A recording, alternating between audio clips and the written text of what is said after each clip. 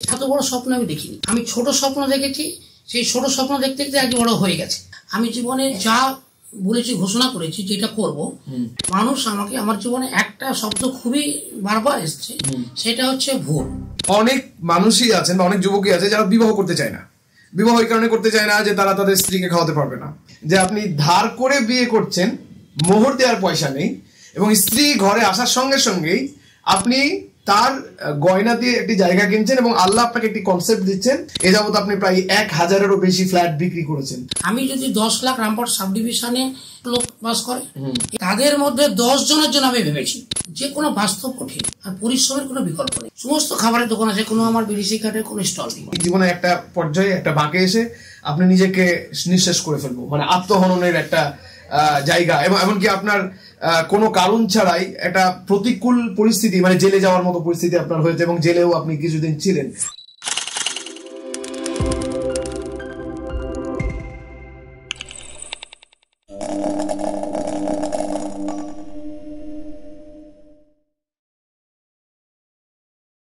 আসসালামু আলাইকুম রহমতুল্লাহি ওয়া বারাকাতুহু। সম্মানিত ভিউয়ার্স, ডিজিটাল রিমাইন্ডারের আরেকটি এপিসোডে আপনাদের সকলকে স্বাগত। আজকে আমরা আমাদের সঙ্গে পেয়েছি আনিস আহমেদ, এক অন্তহীন যাত্রা। আজকের ভিডিওটি অত্যন্ত স্পেশাল হতে চলেছে। এমন একজন মানুষকে আমরা সঙ্গে পেয়েছি যিনি একটি সাধারণ স্লিপার পায়ে দিয়ে আজকে যে রাজপ্রাসাদ পর্যন্ত পৌঁছেছেন, তার যে জার্নিটা সত্যি একটা গল্পের থেকেও কম নয়। মানে একটি, আমরা যদি বলি যে কোনো একটা রূপকথার গল্প, সেরকম টাইপেরই মানে একটি গল্প। তো আমরা আপনাকে সঙ্গে পেয়ে অনেক বেশি আনন্দিত। রামপুরহাট থেকে নলাটি যাওয়ার পথে 14 নম্বর জাতীয় সড়কের পাশে আমরা দেখলাম যে দুস্থদের জন্য ফুড ব্যাংক, মানে গরিবদের জন্য এবং রাস্তায় পথ চলা মানুষদের জন্য ফ্রিতে খাবার বিতরণ করার এই হোর্ডিংটাই শুধুমাত্র দেখার সঙ্গে সঙ্গেই আমাদের ইচ্ছে জাগলো যে সরাসরি আমরা গিয়ে তার সঙ্গে কথা বলবো। তো অসংখ্য ধন্যবাদ আমাদেরকে সময় দেওয়ার জন্য। শুধু একটাই পয়েন্ট একজন মানুষকে জানার জন্য যথেষ্ট হয় যে তার ভাবনাটা কি। আপনি রাস্তার ধারে একটি গরিব মানুষদের জন্য একটি খাবারের ব্যবস্থা করলেন, যা আমার চোখে আজ পর্যন্ত পড়েনি। ভারতের বিভিন্ন জায়গায় আমরা ঘুরেছি, মানে দিল্লি, মুম্বাই, মহারাষ্ট্র, কোথাও হয়তো ইন্ডিভিজুয়ালি কেউ করছে, কিন্তু এখানে একদম পুরো বোল্ড লাইনে আপনি লিখে রেখেছেন যে দুস্থদের জন্য খাবার এবং বস্ত্রের ব্যবস্থা, এবং সেটা খুবই স্পেশালি। এই আইডিয়াটি কিভাবে এলো আপনার কাছে? আমি অ্যাকচুয়ালি এখানে রামপুরহাট থেকে 5 কিলোমিটার দূরে একটা রামপুরহাট নিউ টাউন বলে, আমি এটা 2018 সালে এটা আমি ঘোষণা করি। তো নিউ টাউনটা কি, তখনকার মানুষরা, সাধারণ মানুষরা নিউ টাউন খায় না পড়বে না কি করবে বুঝতে পারছিল। একদম মাঠের মধ্যে একটা মাঠের মধ্যে একটাই।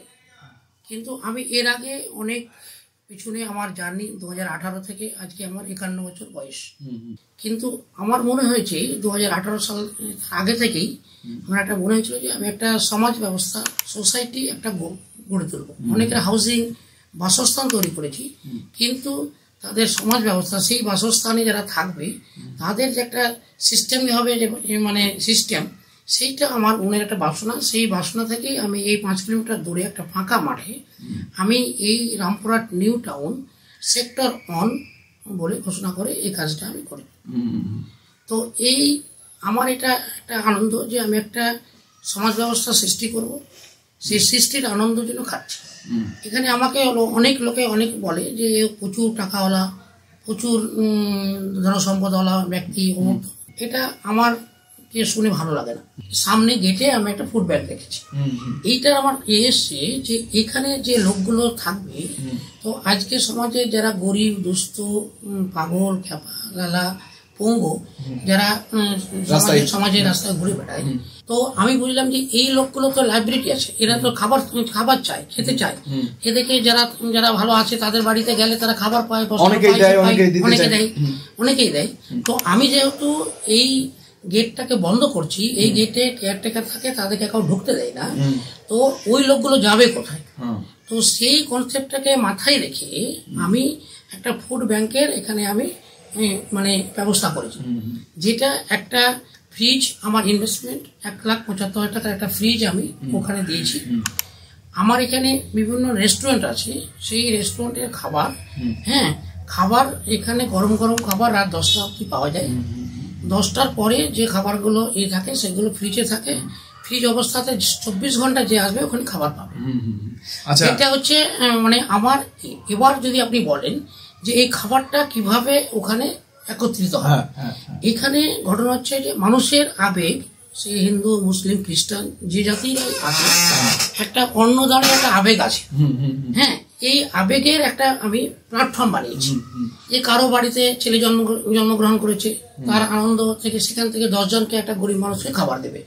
তার বাবা মারা গেছে, তার দাদু মারা গেছে, বা তার অন্য কোনো পড়াশোনায় সাফল্য পেয়েছে বা যাই কিছু, এতে মনে হচ্ছে সে একটা খাবার দিবে, বা বাড়িতে একটা ভালো খাবার হয়েছে, তো তার মনে হচ্ছে যদি গরিবকে 2টো খাবার দিই তাহলে আমার তৃপ্তি হবে।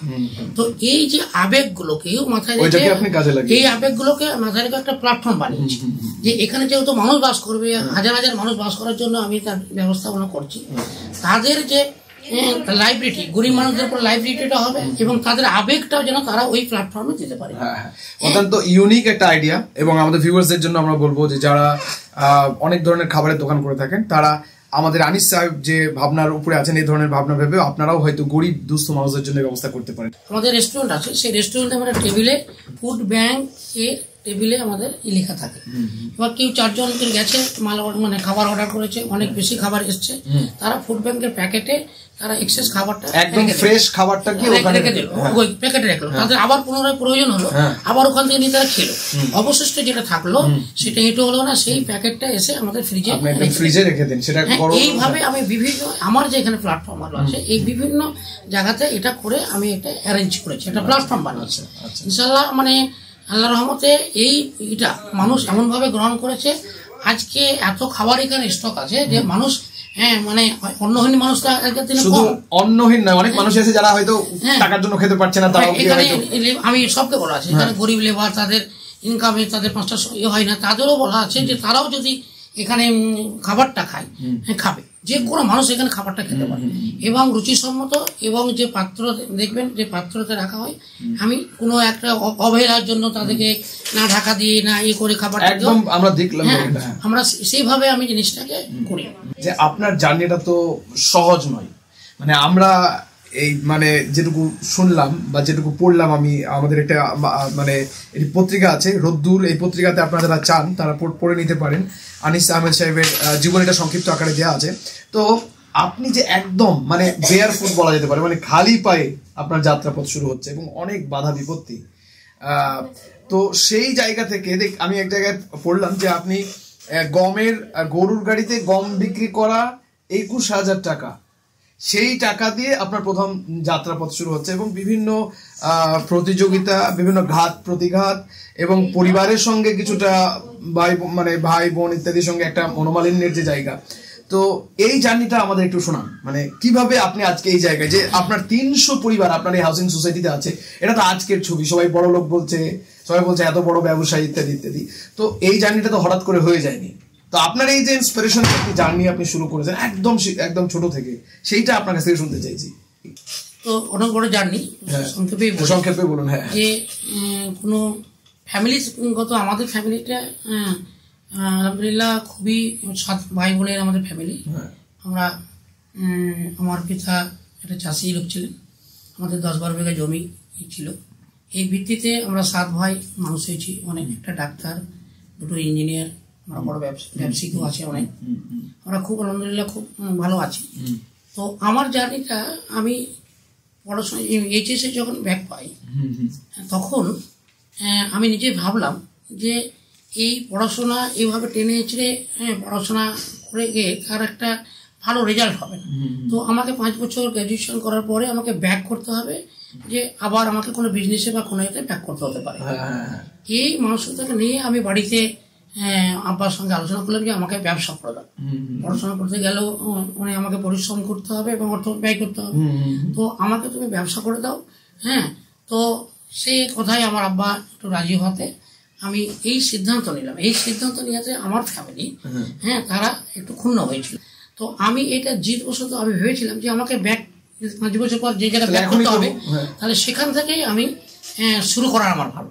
আমি বিভিন্ন জায়গাতে, আমার দোকান ছিল, 3 দিন করে আমি পাকুড়ে হাটে যেতাম, কাপড় বিক্রি করতে যেতাম, হ্যাঁ, রুটি পাউরুটি আসানসোল থেকে বাসের মাথাতে এনে দোকানে দোকানে বিক্রি করেছি। এইগুলো কি একই সঙ্গে চলছিল সব?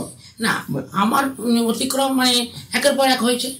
আর আমি কিন্তু মানে যেটাই করেছি যে আমি মানে সবসময় চেঞ্জ করেছি। একটাতে খুব ভালো ইনকাম হয়েছে, কিন্তু ওখানে দাঁড়িয়ে থাকিনি, যে আমাকে আরো কিছু করতে হবে, আরো কিছু করতে হবে। ঠিক আছে, অনেক ব্যবসায়ী আছে যাদের একটা দোকান একটু চলতে লেগেছে, আরো কিছু আমাকে করতে হবে, এই ভাবনাটা তারা করে না। আমার এটা চলছে, বাস আলহামদুলিল্লাহ, আর কিছু করার আমার দরকার নেই। মানে এটা একটা বাধার দিক আপনার কাছ থেকে আমরা যেটা বুঝতে পারছি, মানে একটা ভালো হয়েছে তো আমি আরো কিছু করি। হ্যাঁ, মানে আপনি প্রজেকশনটা যদি মানে চেঞ্জ না করেন, নিজের প্রজেকশন, এবং এটা হয়েছে আমার দ্বারা সম্ভব হয়েছে, এটা ভেবেছিলাম আমি এখানে 5 লাখ টাকা ইনকাম হবে, আমার 7 লাখ হয়ে গেছে। হ্যাঁ, তো আমি 17 লাখ টাকার প্রজেকশন করতে পারি কিনা, হ্যাঁ, এইটার জন্য মানুষ ভাবতে হবে।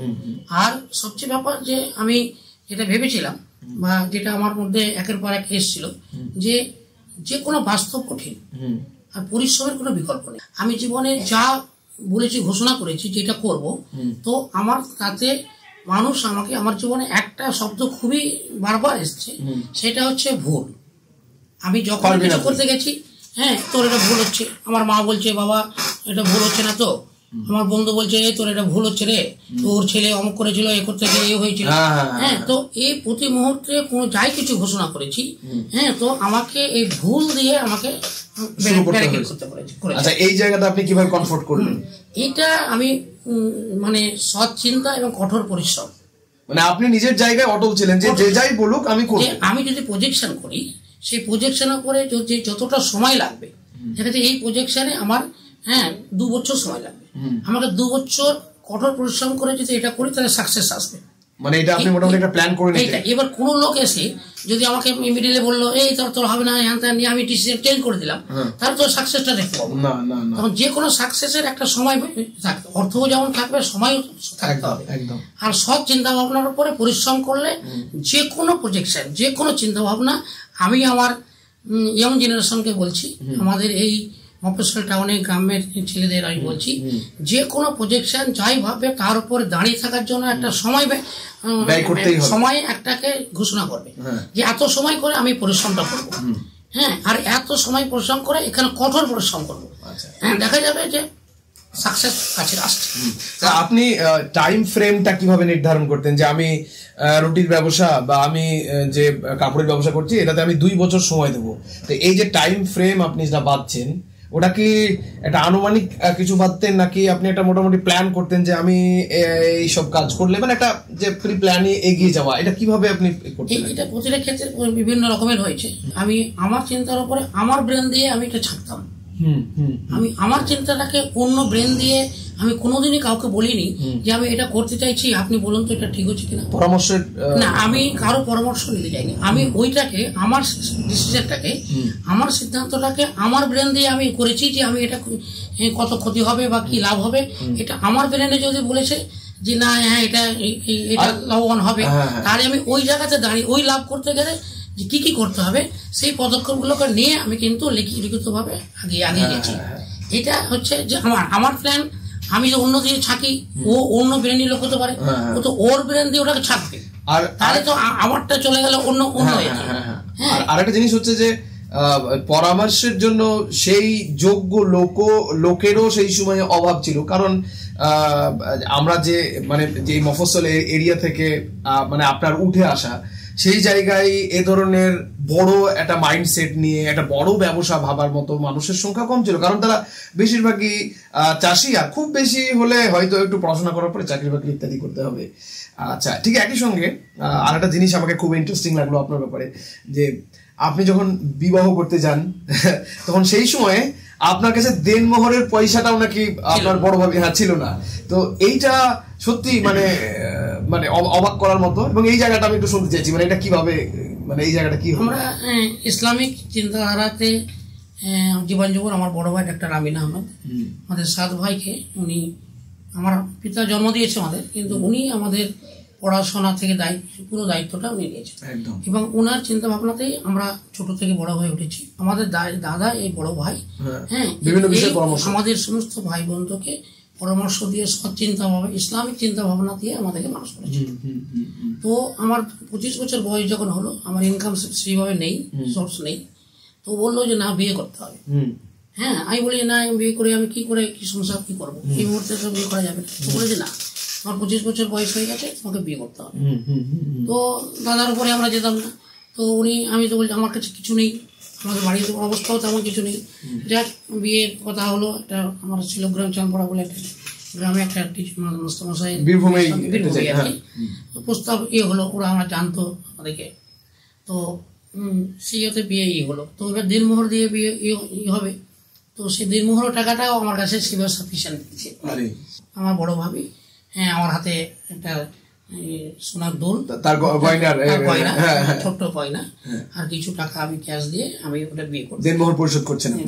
যে বাড়িতে আমার বিয়ে হয়েছিল সেই সময়, সেই বাড়িতে আমার বিয়ে হওয়ার মতো নয়, মানে আমি তাদের যোগ্য পাত্র নই। তবু আল্লাহর এতে সেখানে আমার বিয়ে হয়েছিল। তো সেখানে ওই রকম অবস্থাতে ওই বাড়ির মেয়েকে আমি বিয়ে করতে যাচ্ছি, একটা ধার দিনমোহরের পয়সা নেই। এবং তারপরে পরে ওনাদের অনেক সোনা, 12 ভরি সোনা প্রায় আমার বউকে দিয়েছিল। সেটা বড় ভাই বললো, জাকাত দিতে পারো তো ভালো, আর না দিলে তো তোমাকে 7.5 ভরির নিচে তোমাকে সোনা রেখে বাকিটা তোমাকে করতে হবে। তো সিদ্ধান্ত নেওয়া হলো যে 7.5 ভরি রেখে বাকিটা নিয়ে আমাদের বাড়ির পাশে একটা ছোট জায়গা, 2-2.5 কাঠা জায়গায় ওনার নামে লেখা হবে। তো এই যে সিদ্ধান্তগুলো আমরা একটা সিস্টেমকে মাথায় রেখে এই কাজটা করেছি। এবং ওই জায়গাটার উপরই আমার জীবনের এই প্রথম আপনার বিল্ডিং হাউজিং যে কোম্পানি, ও আমার মনে হয় ওই জায়গাতেই আমি করি। ওখান থেকে আমার সৃষ্টি।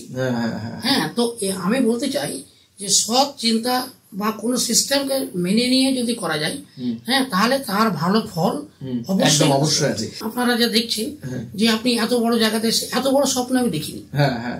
আমি ছোট স্বপ্ন দেখেছি, সেই ছোট স্বপ্ন দেখতে দেখতে আগে বড় হয়ে গেছে। এই নিউটন যে এইরকম পরিস্থিতি হবে আমি ভাবিনি। আমি একটা পরিবেশ এটা ক্রিয়েট করব, সেই পরিবেশে সব থাকবে, কোনো নেশাগোচর থাকবে না, কোনো বিড়ি সিগারেট থাকবে না আমার পরিবেশে। কেউ ভিতরে কোনো বিড়ি সিগারেট বা সমস্ত খাবারের দোকান আছে, কোনো আমার বিড়ি সিগারেটের কোনো স্টল নেই, কোনো নেই। তো আমি একটা চিন্তা ভাবনা আমি লাগিয়েছি, এবার এটাকে বড় করার যে দায় আমি সৃষ্টিকর্তার কাছে, সর্বশক্তি ওনার। আমাকে বড় করা, আমাকে নিচে নামিয়ে দেওয়া কোনো মানুষের নেই। এটা ওনারই। কোরআনের আয়াত যেখানে আল্লাহ বলছেন যে আল্লাহ যাকে চান তাকে এত বেশি রিজিক দেন, মানে হিসেবের বাইরে। তো আপনার একটা খুবই ছোট্ট একটি পদক্ষেপ, যেটা ইসলামের জন্যই ভেবে আপনি যে জাকাত আমাকে দিতে হবে, অতএব এই 7 ভরির যে আছে স্বর্ণটুকু আছে, বাকি অংশ আমি জায়গায় জমি কিনি। এখানে 2টি পয়েন্ট বেরিয়ে আসছে। যুবকদের জন্য এটি একটা মানে একটা দিক নির্দেশনা হতে পারে, এমন যে অনেক মানুষই আছেন বা অনেক যুবকই আছে যারা বিবাহ করতে চায় না। বিবাহ এই কারণে করতে চায় না যে তারা তাদের স্ত্রীকে খাওয়াতে পারবে না। তো আমাদের আনিস সাহেবের মানে গল্পটা তাদের জন্য ভালো একটা বার্তা, যে বিয়ে যদি করা হয় তাহলে সেক্ষেত্রে রিজিক কমে যায় না, বরং রিজিক বাড়ে।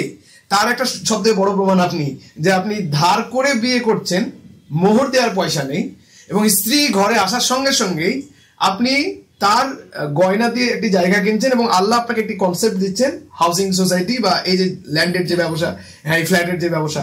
এ যাবত আপনি প্রায় 1000-এরও বেশি ফ্ল্যাট বিক্রি করেছেন, মানে যেখানে মানুষরা এখন একদম সুশৃঙ্খল এবং আরামের সঙ্গে সেখানে বসবাস করছে। আজকে নিউটাউনে প্রায় 350-এরও বেশি পরিবার এখানে বাস করছে, যেখানে কোনো বিড়ি সিগারেট মানে নেশাদ্রব্য জিনিস যেটা মানুষের জন্য ক্ষতিকর, এই জিনিসটি নেই। একদম ইউনিক একটি কনসেপ্ট এবং ইউনিক একটি ভাবনা। এবং আমাকে মনে হয়েছে যে সৃষ্টিকর্তা শুধুমাত্র ছোট্ট একটি নিয়ম পালন করার পরিবর্তেই হয়তো সৃষ্টিকর্তা আপনাকে এই জায়গা পর্যন্ত এনেছেন।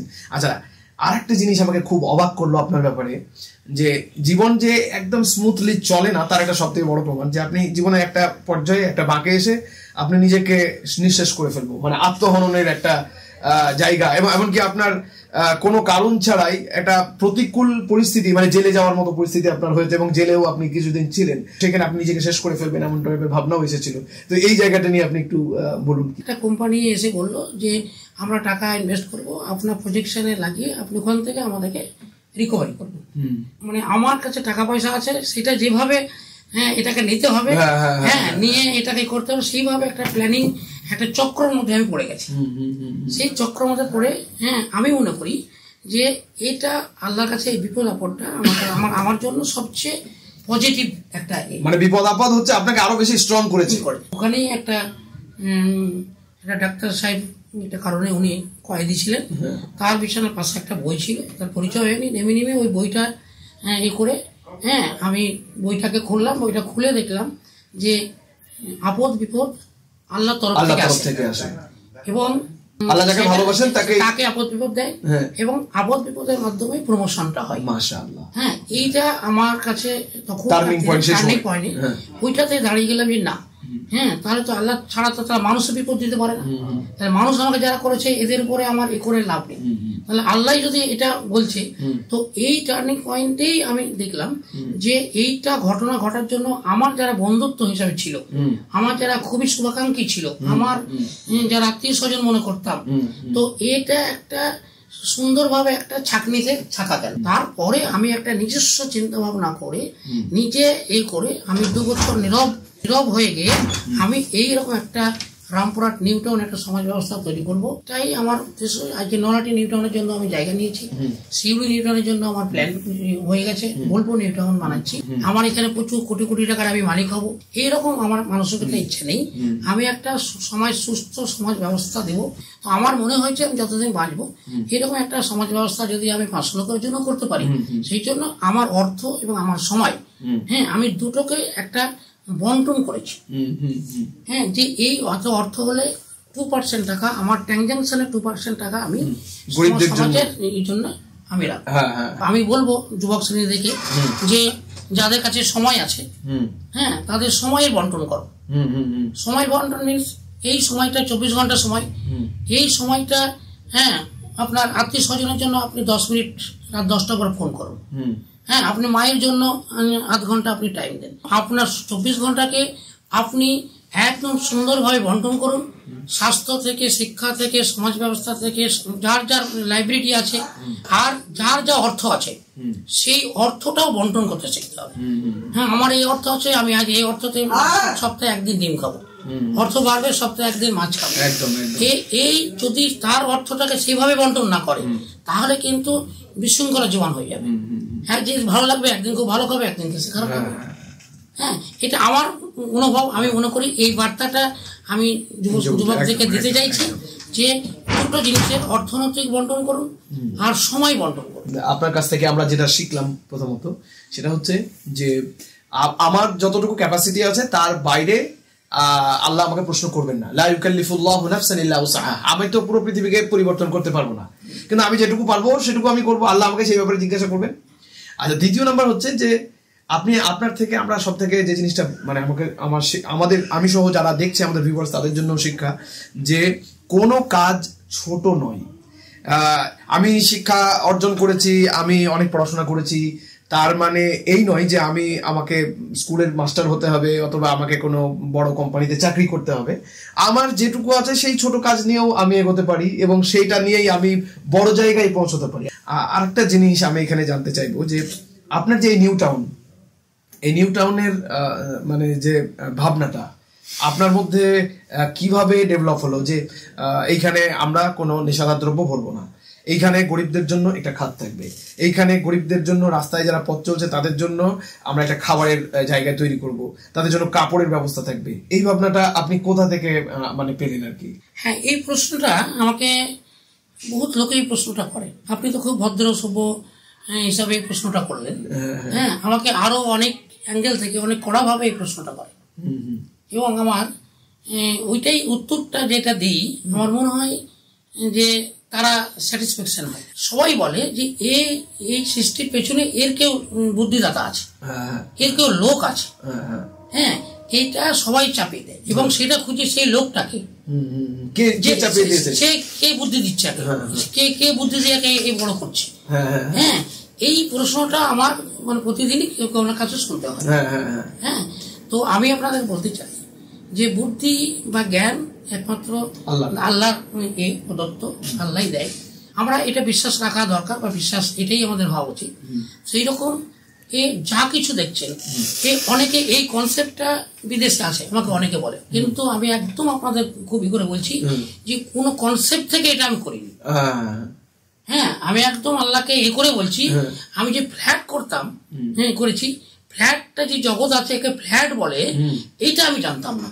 আমি ফ্ল্যাট সৃষ্টির এতে আমি একটা কনসেপ্ট, একটা দোতলা বাড়িকে আমি কিছু একটা করবো, কিন্তু একটা কারণে আমাকে ওইটা আমার করতে হয়েছিল।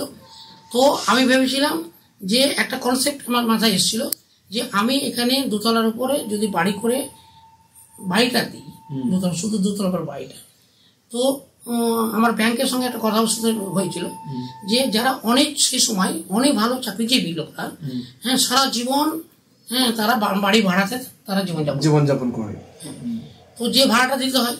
তো আমি একটা এই কনসেপ্টটা তখন হলো যে আমি যদি ওকে বাড়ি করে দিই এবং ওই বাড়ি এটা যদি ওকে লোন করে দিই ব্যাংক থেকে, ওই টাকাটা যদি ও ব্যাংকে দেয়, তাহলে দেখা যাচ্ছে 15 বছরে তার বাড়ির মালিক হয়ে যাচ্ছে এবং সে বাস করছে। এই কনসেপ্টটা মাথায় রেখে আমি এখানে এইরকম করবো বলে আমি বন্ধু বান্ধব বা আমি কি বলতে শুরু করি। তো আমার বন্ধু বান্ধবরা, আমার শুভাকাঙ্ক্ষীরা বললো আমাকে যে তুই পাগল হয়ে গেছিস, যে রামপুরহাট থেকে 1 কিলোমিটার দূরে ন্যাংটো হয়ে পায়খানা করা যায় বা নাচা যায়, সেই জায়গাতে কোনো ফ্ল্যাট চলে, মফস্বল এরিয়ায় কেউ আসে না, তাদের কনসেপ্টটা এটা ছিল। হ্যাঁ, যে এটা একদম সম্ভবই না। আমার কনসেপ্ট ছিল আমি যদি 10 লাখ রামপুরহাট সাব ডিভিশনে 10 লাখ লোক বাস করে, এই 10 লাখের লোকের মধ্যে যারা বাড়ি ভাড়াতে থাকে তাদের মধ্যে 10 জনের জন্য আমি ভেবেছি, সবার জন্য। তো আমার এই প্রজেকশনটা আমার ব্রেনকে ওদের কথার পরে আমি দিনের পর দিন রাতের পর রাত আমি ভেবেছি। আমার ব্রেন কোনো সময় এটাকে নেগেটিভ দেখাতে পারে যে আমি তো 10 জনের জন্য ভাবছি, উনি তো ওনারা তো লাখ লাখ লোকের জন্য ভাবছি, আর আমি তো ওই লাখ লাখ লোকের মধ্যে 10 জনের জন্য ভাবছি। তো এই ভাবনাটা নিয়ে আমি শুরু করলাম। এটা হচ্ছে 2004। তো সেই কনসেপ্ট থেকে আমার এই বাড়ি ফ্ল্যাটের আস্তে আস্তে এই জায়গাতে এখন আমাদের এই নিউ টাউনে কতটা পরিবার বাস করছে এই মুহূর্তে? এখানে আমার বাস করছে, এখানে এখন 200 সামথিং আমার ফ্ল্যাট হয়েছে। তো অনেকে ভাড়াতে থাকে, অনেকে আমার বিক্রি হয়ে গেছে, সব বিক্রি হয়ে গেছে, অনেকে বাস করে, অনেকে ভাড়া দিয়েছে, দিয়ে এইভাবে সোসাইটি চলছে। এই নিউ টাউনে এইখানে আপনার এখন ক্যাফে, রেস্টুরেন্ট, হোটেল, ঠিক একইভাবে বাচ্চাদের জন্য পার্ক এবং যা যা প্রয়োজন সমস্ত কিছুই আপনি এখানে অ্যাভেলেবেল তাদের জন্য রেখেছেন। হ্যাঁ, আমি এখানে একটা ফ্যামিলি পার্ক করেছি। ওকে, ফ্যামিলি বাচ্চা বয়স্ক লোক তারা ফ্যামিলি নিয়ে আসবে, সেখানে তারা এনজয় করবে। আমি বলবো আপনাদের এই যারা শুনবে জানবে, আমাদের এই পার্কে আপনারা একদিনের জন্য আসুন। এখানে ইনডোর গেম থেকে ওয়াটার পার্ক থেকে শুরু করে বিভিন্ন রাইডস থেকে শুরু করে বিভিন্ন নার্সারি থেকে শুরু করে সব কিছু দেওয়া, খাওয়ার বিভিন্ন রকম বোলপুরের আমাদের শান্তিনিকেতনের প্রোডাক্টগুলো আমাদের এখানে বসে। হ্যাঁ, এখানে আমাদের গার্ডেন মার্কেট আছে, উপরে গার্ডেন, নিচে আমাদের মার্কেট আছে, বিভিন্ন ইউনিক স্টল আছে। হ্যাঁ, সেখান থেকেও আপনারা কেনাকাটি করতে পারবেন। হ্যাঁ, এবং একটা সুস্থ পরিবেশ, আমাদের হোটেল একদিনের থেকেও আপনারা এখানে এনজয় করতে পারবেন। এবং বহু লোক বিভিন্ন পশ্চিমবাংলার বিভিন্ন জায়গা থেকে এখন আসছে, হ্যাঁ, তারা এখন সেইভাবে এনজয় করছে। রামপুরহাট, বীরভূম, রামপুরহাট এবং নলাটির মধ্যবর্তী স্থানে এই মফস্বল এরিয়ায় এমন ধরনের একটি নিউ কনসেপ্টে এত ভালো একটি জায়গা সত্যি আমাদের জন্য অবাক একটি ব্যাপার, সকলের জন্য, আমরা যারা ভিউয়ার্স আছি তাদের জন্য। আজকে আপনার কাছে শেষ পরামর্শ যেটা নেব, আমাদের বহু মানুষ আমাদের ভিডিওটি দেখবেন, অনেকেই চাকরির পেছনে দৌড়তে তাদের জীবনের 30 বছর 35 বছর পার করে ফেলছেন, অনেকে ছোট্ট একটা ঢপ নিয়ে বসে থেকে থেকে তাদের জীবনের বেশিরভাগ অংশ পার করে ফেলছেন। তাদের জন্য আপনার একটা পরামর্শ, গুরুত্বপূর্ণ পরামর্শ কি থাকবে? আমাদের যে মেশিনারি আমাদেরকে যে পৃথিবীতে পাঠানো হয়েছে, হ্যাঁ, এই 3টে ধাপে পাঠানো হয়েছে। এক শিশুকালের পরে আমরা বড় শিক্ষা নেওয়ার পরে আমাদের কর্মজীবন একটা, আর একটা বার্ধক্য। তো আমার তো মনে হচ্ছে যে এই 3টেই কিন্তু আলাদা আলাদা ধাপ, 3টে সৃষ্টিকর্তা একটা আলাদাভাবে আলাদা গুরুত্ব আছে 3টে। যে একটা MA পাস BA পাস ছেলে, হ্যাঁ, সে তার কর্মজীবনে সে অনেক ভালো কাজ করবে, এটাই আমরা আশা করি। কিন্তু ওই শিক্ষিত হয়েছে বলে সে কর্মজীবনটা তার স্মুথ, তার খুব সুন্দরভাবে চলবে বা এটা কিন্তু আমরা সমাজে দেখতে পাচ্ছি না। এবং কর্মজীবনের পরে তার বার্ধক্য জীবন কেমন হবে সে কর্মজীবনের সময় যদি সে না ভাবে তাহলে কোনো পুঁথিগত শিক্ষা করে কিন্তু সেটা হবে কাজ নেই। তাকে ভাবতে হবে যে কর্মজীবনটা আমি কেমন করব, তাহলে বার্ধক্য জীবনটা আমি কি পাবো, আমি কর্মজীবনে ইনপুট কি করছি বা আমি বসে যখন থাকবো তখন তার আউটপুটটা আমি কি অনুভব করবো, এটা কিন্তু নিজেকে প্রজেকশন করে ভাবতে হবে। আমি পড়াশোনা করেছি, পুঁথিগত শিখেছি, এটাই কর্মজীবনে, যে এটাই কর্মজীবনের একটা ধাপ, হ্যাঁ এটা আমি ভাবতে একটু নিষেধ। কর্মজীবন যখন হবে, আমি যে অবস্থাতে আছি, যে পরিস্থিতি আছি, যে ফ্যামিলিতে আছি, যে অর্থনৈতিক অবস্থায় আছি, সেই প্রজেকশন তাকে সেই অতটুকুই নিয়ে অতটুকু নিয়ে প্রজেকশন করে আগান এবং প্রজেকশনের উপরে দৃষ্টি রাখুন এবং অগাধ পরিশ্রম করুন, কঠোর পরিশ্রম করুন। হ্যাঁ, আপনার যে চিন্তা ভাবনা, যে প্রজেকশন, তার সাকসেস আপনার কাছে আসতেই হবে। এটা হচ্ছে আমার পরামর্শ। আমাদের পৃথিবীতে একটা লোকের টাকা আছে, সেটা হচ্ছে বিশ্ব ব্যাংক, উনি হচ্ছে টাকাওয়ালা। আর আমরা যেসব এতে টাকাওয়ালা দেখি, এরা কিন্তু এই যে রিলায়েন্স বা টাটা বা আরো যত যাদের কি হচ্ছে, বা এই আনিস আহমেদ, হ্যাঁ রামপাইনের মালিক, এই অ্যাকচুয়ালি কিন্তু আমি কোনো টাকাওয়ালা নয়। হ্যাঁ, আমার অগাধ টাকা নেই, আমার যেটা আছে আমার প্রজেকশন আছে। আমি একটা প্রজেকশন তৈরি করলাম, আমি সমাজকে দিলাম, আমি একটা টিচারকে বললাম, আমি একটা ব্যাংককে দিলাম এই প্রজেকশনটা, আমি একটা আমার পরিবারকে এই প্রজেকশনটা দিলাম। হ্যাঁ, এই প্রজেকশন আমি জীবনে প্রজেকশন করে আমি আমার এই জায়গাতে এসেছি। এবং আমার ইউনিট বড় টাকাওয়ালা হওয়া নয়, আমার ইউনিট আমি কত প্রজেকশন করে কি আনন্দ পেলাম, এই আনন্দের জন্যই আমি আজকে খাটছি। একজন বিশ্বাসের জন্য পৃথিবীর সাকসেসটাই শেষ সাকসেস নয়। মানুষ উপকৃত হলো মানে আমার জন্য দুনিয়াতেও আমি একটা ভালো সম্মানের জীবন করছি এবং মৃত্যুর পরেও হয়তো আমার একটা ইনশাআল্লাহ আশা করা যায় একটা ভালো জীবন আমরা পাবো। হ্যাঁ, এই বিশ্বাসেই তো আমরা আছি, এই বিশ্বাসটার উপরেই রেখে একদম।